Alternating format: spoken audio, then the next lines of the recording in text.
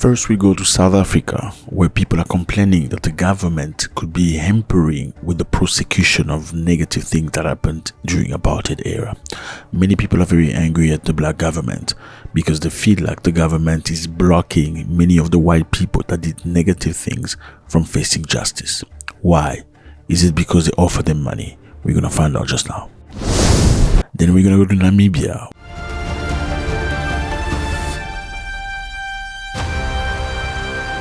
where a Namibian minister has been arrested for raping a 16-year-old girl. We're going to find out about that. Then we're going to Côte d'Ivoire, Ivory Coast. They're renaming streets, changing from colonialist names to local names. Will this truly make Côte d'Ivoire a sovereign nation? Since we know the president is against Mali, Burkina Faso, and Niger, we're going to find out just now. What's up, everybody? I hope you're doing good. It's a beautiful day. Thank you very much for stopping by. You appreciate it. First thing first, let's all do this. Okay? We're gonna do this so we can push our video to go further. Great. If this is your first time, you are welcome. We want you here. We want you to stay. Please consider subscribing so we can see each other every day. Great stuff. South Africa to hold inquiry on alleged hampering of apartheid prosecutions. I know it sounds like big English, but we're going to make it very simple for everybody to understand because we're family, right? What does this move? South Africa has to open books of the past to review prosecutions of situations that were not prosecuted appropriately. Why is that? The move comes after survivors and relatives of victims of apartheid-era crimes launched a court case against Ramaphosa's government. So people who lost their family members during apartheid through the brutal treatment of white people at the time against black people are taking the president to court.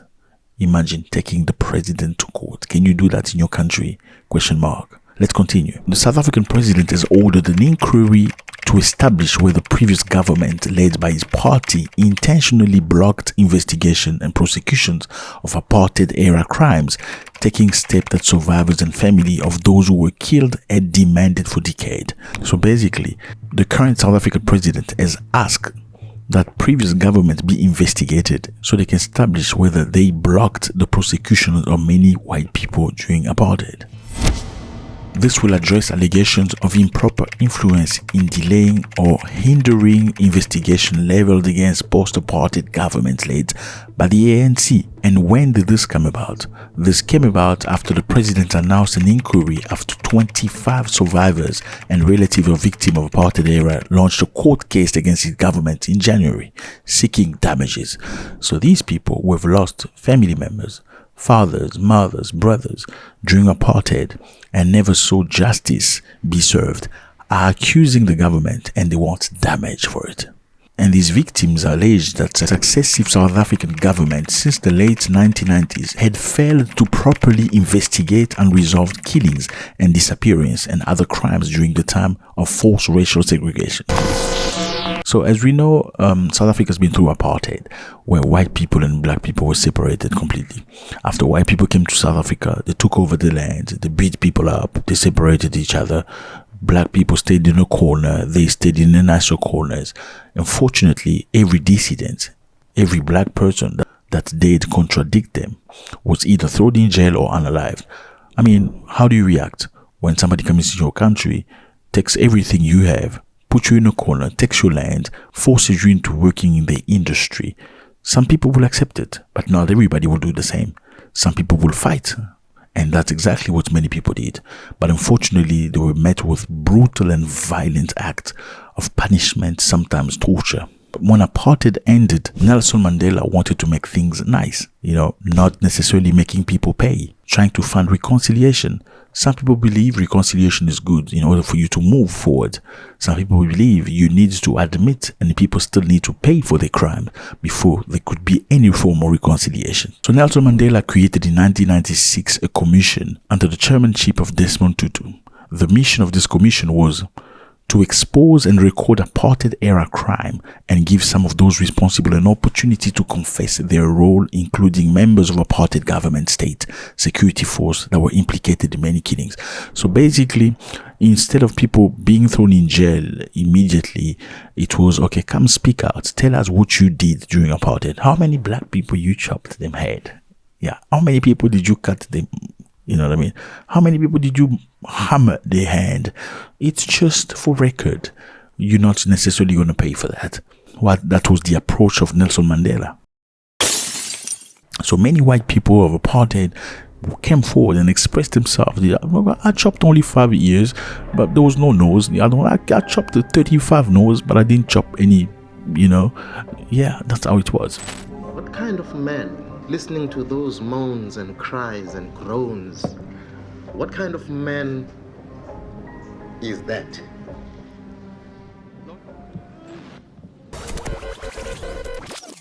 So the ANC, which is Nelson Mandela political party, was at the forefront of the battle against apartheid. In 1994, they won the election through Nelson Mandela.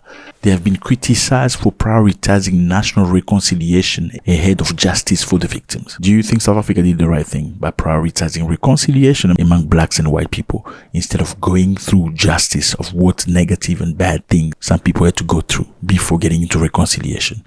Do you think maybe the black government just wanted to forget because they were rushing into getting into power, perhaps?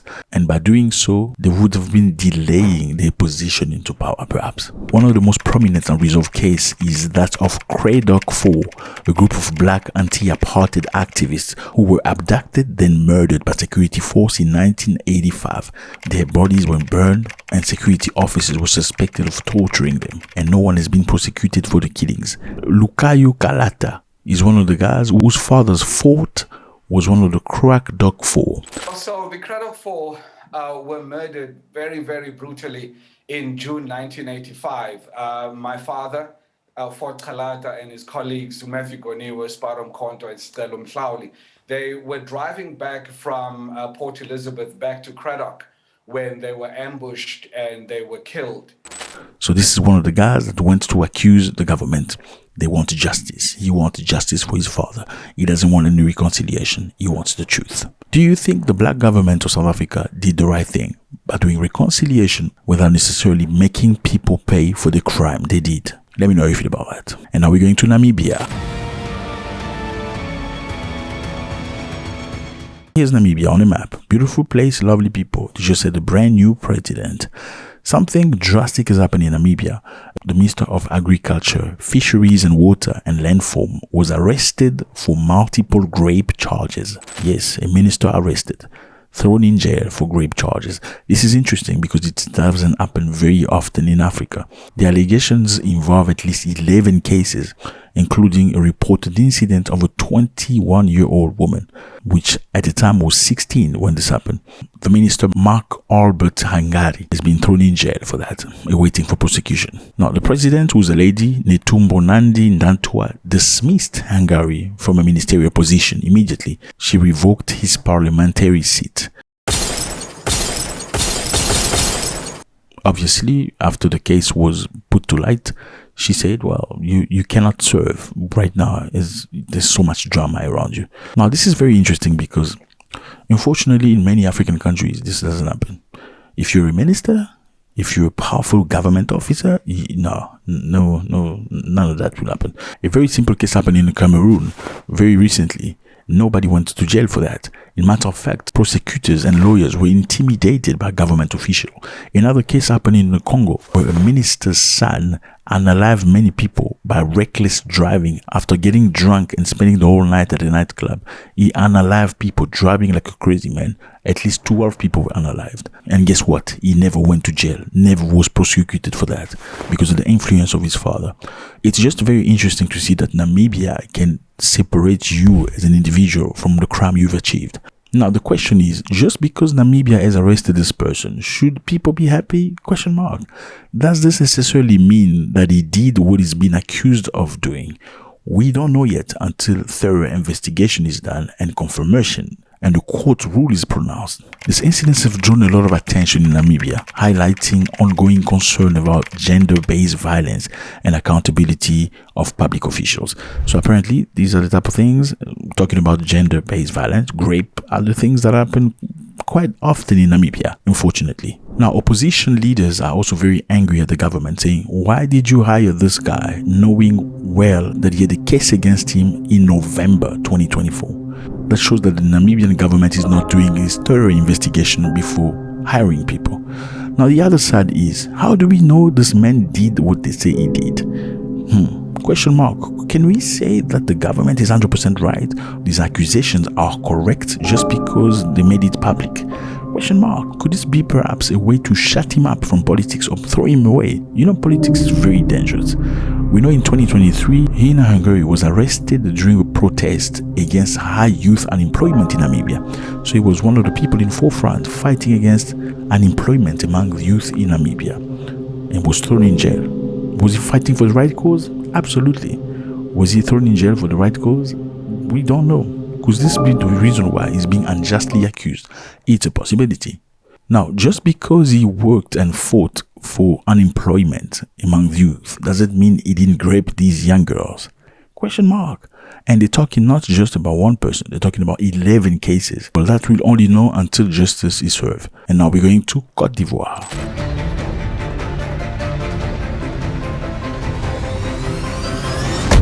Côte d'Ivoire is actively renaming street in Abidjan. Here's Côte d'Ivoire on a map.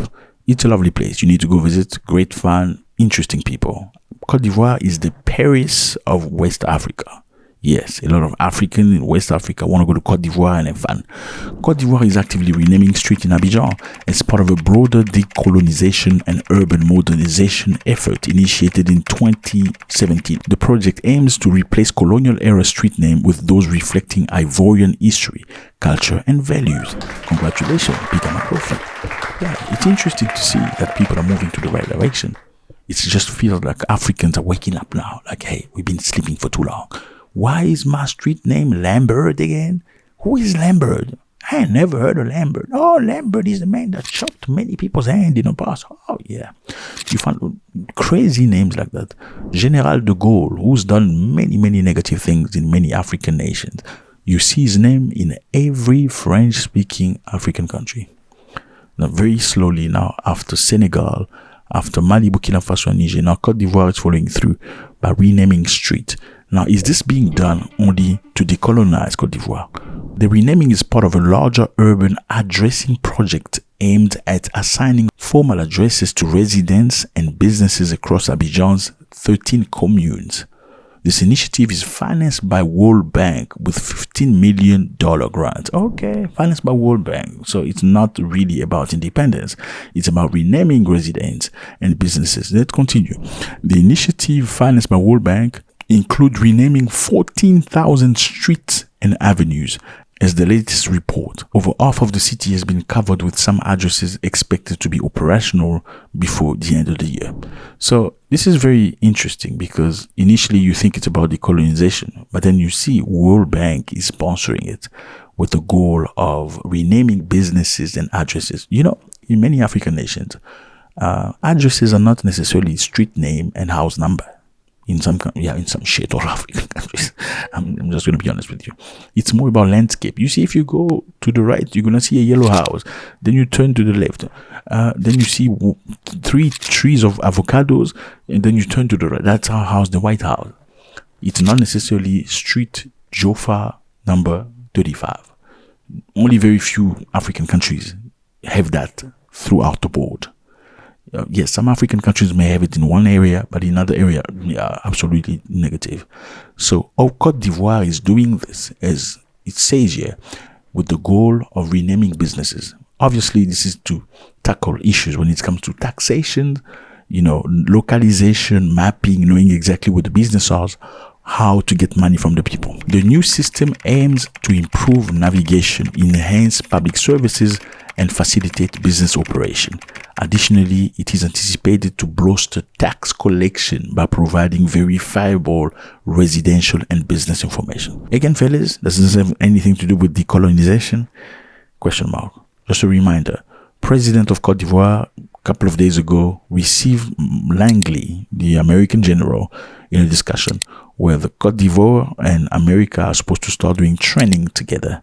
And we also know Langley doesn't necessarily like Ibrahim Traoré. At least he's not a big fan.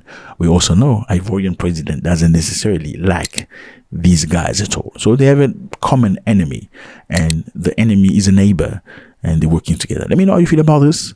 Again, South Africa reopening cases of apartheid because people are putting pressure. They want justice for their departed loved ones. Namibia taking to court a minister against all expectation. This is a shocking development. Cote d'Ivoire renaming street. Is this freedom or not? Let me know how you feel about this. It was a great pleasure. God bless.